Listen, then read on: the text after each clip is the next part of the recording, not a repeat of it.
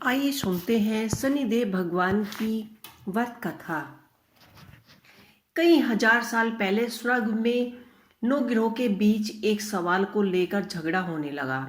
ये सवाल था, आखिर कौन सबसे बड़ा है, कौन सारे ग्रहों का खुद को बड़ा कहकर रहता है। होते होते बात इतनी बढ़ गई कि सबके बीच में लड़ाई होने लगी। तभी इस बात का फैसला करने के लिए सभी ग्रहों ने इंद्रदेव के पास जाने का फैसला किया। वहां पहुंचकर सबने एक स्वर में उनसे पूछा, आखिर हम सब में से बड़ा कौन है। इस बात को सुनते ही वे परेशान हो गए और साफ शब्दों में इंद्रदेव ने कह दिया कि आपके इस सवाल का जवाब राजा विक्रमादित्य ही दे सकते हैं। हम सबको तुरंत ही पृथ्वीलोक चलना चाहिए। सबने इंद्रदेव की बात मान ली और सभी एक साथ उज्जैन पहुंच गए। वहां पहुंचकर सारे 9 ग्रहों ने इंद्रदेव से पूछा गया सवाल इस बार राजा विक्रमादित्य से किया। ऐसा सवाल सुनकर राजा हैरान रह गए। उनके मन में हुए कि हर ग्रह की अपनी एक खासियत है। हर कोई किसी धातु का देव कहलाता है और सबकी शक्ति अलग अलग व प्रभावी है। अगर किसी को बड़ा और किसी को छोटा कह दिया तो बड़ी ही मुश्किल हो सकती है। सोचते सोचते विक्रमादित्य के दिमाग में एक तरकीब आई। उन्होंने सभी ग्रहों का आसन बनवाकर लगातार लगा दिया। हर धातु के गुण के हिसाब से आसन लगाए गए थे, जैसे कि सोना, चांदी, कांसा, तांबा, सीसा, रागा, जासा, भ्रमक और लोहा। अब इन आसनों में उनके स्वामी को बैठाने के लिए कहा। सब एक एक करके अपने सिंहासन पर बैठ गए। सबके बैठने के बाद राजा विक्रमादित्य बोले कि आप लोगों के सवाल का जवाब तो खुद ही मिल गया। अब जो सबसे आगे बैठा है वही सर्वश्रेष्ठ है। इस बात को सुनते ही आखिर सिंहासन पर बैठे शनिदेव गुस्से में आ गए।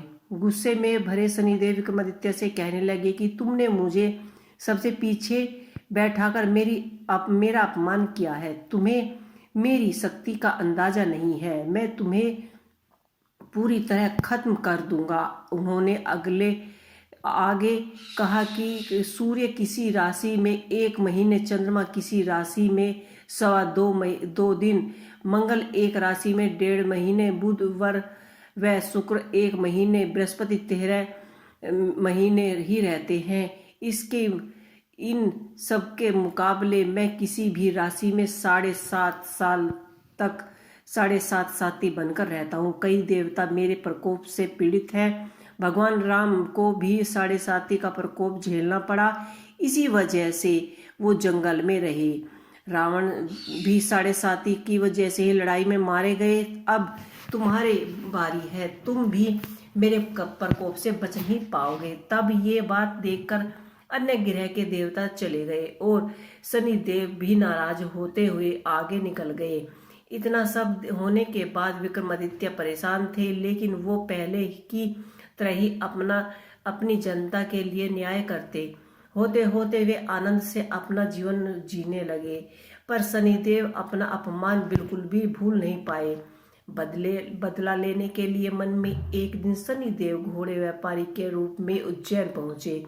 वहां पहुंचते ही उन्होंने खबर फैला दी कि उनके पास खूब तेज दौड़ने वाले घोड़े हैं। इस खबर के मिलते ही राजा ने घोड़ों का ख्याल रखने वाले अशुपाल को कहा कि जाओ और घोड़ों की खातिरदारी कर लो। वो गए और उन्होंने देखा कि घोड़े काफी कीमत के हैं। फिर विक्रमादित्य खुद गए और एक ताकतवर घोड़े को पसंद कर लिया। उसके बाद घोड़े की गति को देखने के लिए विक्रमादित्य उस घोड़े पर सवार होने लगे। तभी घोड़ा हवा में तेजी से दौड़ा और राजा को जंगल में ले जाकर छोड़ दिया। जंगल से राजा अपने नगर वापस आने का रास्ता ढूंढने लगे। उन्होंने कई घंटों तक रास्ता ढूंढा, लेकिन कोई रास्ता नहीं मिला और वह भूखे प्यासे तड़पने लगे। कुछ ही देर दूरी पर उन्होंने एक चरवाहे दिखा। उससे राजा ने पानी मांगकर पी लिया और पानी के बदले में उसे अपने सोने की अंगूठी दे दी। उसके बाद राजा रास्ता पूछता हुआ एक नगर पहुंचा। वहां सामने ही राजा की एक कोठी की दुकान दिखाई दी। वो कुछ देर के लिए वहां बैठकर उस सेठ से बातें करने लगे। उसी वक्त सेठ की दुकान की चीजें बहुत तेजी से बिकने लगी। सेठ को लगा कि राजा उसके लिए भाग्यशाली है, इसलिए वो उन्हें अपने घर खाने के लिए ले गए। घर पहुंचते ही सेठ कुछ देर के लिए राजा को एक कमरे में छोड़कर बाहर आ गए। वहां राजा ने एक खूंटी पर हीरे का हार लटका हुआ देखा तो एक घंटी बजी और देखते ही देखते खूंटी हार को निकल गई। ये सब देखने के बाद राजा बड़ा हैरान हुआ। कुछ देर बाद सेठ वहां आया और वे तो उसे वो हार नहीं दिखा। तभी उसने विक्रमादित्य पर हार चोरी करने का शक किया। सेठ ने उसकी शिकायत उस नगर के राजा को कर दी। सैनिक विक्रमादित्य को जंजीरों में जकड़कर उस राजा के पास ले गए। राजा ने विक्रमादित्य से पूछा कि वो हार कहाँ है। उन्होंने जवाब दिया कि उसे वहां की खूंटी निकल गई जिसमें वो हार टंगा हुआ था। इस बात को सुनते ही राजा को गुस्से से लाल हो गए। राजा जवाब से संतुष्ट नहीं थे, इसलिए विक्रमादित्य को हीरे के हार का चोर घोषित कर दिया गया। हाथ पांव काटने की सजा सुना दी गई। सैनिकों ने राजा का आदेश मानते ही विक्रमादित्य के हाथ पांव काटने उसे सड़क पर यूं ही छोड़ दिया। सड़क पर इस तरह से पड़े हुए विक्रमादित्य को कई दिनों हो गए। एक दिन तेली को उन पर दया आ गई और उन्होंने उन्हें घर लेकर आ गए। उन्हें बैल हाँकने वाले कोहलू की जगह काम दिया। जब विक्रमादित्य रोज बैलों को आवाज देकर उन्हें हाँकते थे तो रोजाना बैल को हाँकने का काम करने पर विक्रमादित्य को बदले में खाना मिलता था। इसी तरह होते होते 7.5 साल बीत गए। 7.5 साल बाद जब 7.5 खत्म हुई तो वर्षा ऋतु शुरू हो गई।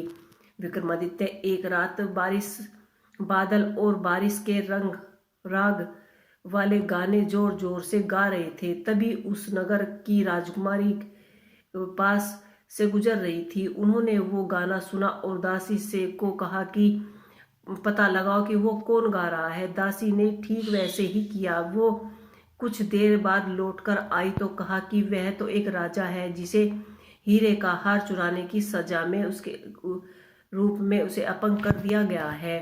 राजकुमारी को उसका बादल बारिश के रंग वाला गाना खूब पसंद आया, इसलिए उन्होंने अपंग राजा से शादी करने का फैसला किया। इस बारे में जब राजकुमारी ने अपने माँ बाप को बताया तो उन्होंने इस रिश्ते से इनकार कर दिया। विक्रमादित्य के संगीत पर मोहित उस राजकुमारी ने जिद पकड़ ली कि वह शादी उसी से करेगी तो विक्रमादित्य से ही, वरना तो वह अपने प्राण त्याग देगी। बेटी की जिद के सामने वह हार कर उसने विक्रमादित्य से उसकी शादी कर दी। शादी के बाद राजकुमारी भी विक्रमादित्य के साथ तेली के घर चली गई। विवाह की रात को ही विक्रमादित्य के सपने में शनिदेव आए और कहा कि अब तो तुम्हारे मेरे प्रकोप का पता चल ही गया होगा। अपने दंड की सजा मैंने तुम्हें इस तरह से ही दी है। स्वप्न में ही दुखी राजा ने शनिदेव से माफी मांगी और प्रार्थना करते हुए बोले, आपने मुझे जितने सुख दुख दिए हैं उतने किसी और को मत देना। विक्रमादित्य की प्रार्थना सुनकर शनिदेव को अच्छा लगा। उन्होंने सपने में ही उन्हें बताया कि जो भी इंसान मेरी पूजा करेगा, मुझ पर ही मन लगाकर ध्यान करेगा, मेरे कथा सुनेगा, चींटियों को आटा खिलाएगा, वो मेरे प्रकोप से हमेशा बचा रहेगा। साथ ही मैं उसके मनोरथ भी पूर्ण करूंगा। सपने में ये सब देखकर विक्रमादित्य की नींद खुल गई और उसके हाथ पांव भी लौट आए। अपंगता से छुटकारा पाकर वह बहुत खुश हुआ। उन्होंने मन ही मन से शनिदेव का ध्यान किया। उसके बाद विक्रमादित्य ने अपनी पत्नी को शनिदेव के प्रकोप की पूरी कथा सुनाई। तभी सेठ को भी पता चला कि उस अपंग इंसान राजा विक्रमादित्य है। उसने दौड़कर राजा से माफ़ी मांगी। राजा ने भी उसको माफ़ कर दिया, क्योंकि उन्हें पता था कि ये सब कुछ शनिदेव की वजह से ही हो रहा है। सेठ ने दोबारा विक्रमादित्य को अपने साथ घर चलने के लिए कहा।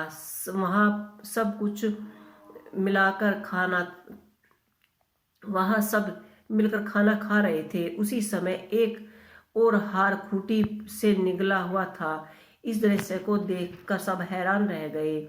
इस कुछ ही देर बाद सेठ को अपने करने पर पश्चाताप हुआ। उन्होंने बेटी की शादी विक्रमादित्य से कर दी। विवाह में सेठ ने उन्हें खूब सारा धन दिया और आभूषण दिए।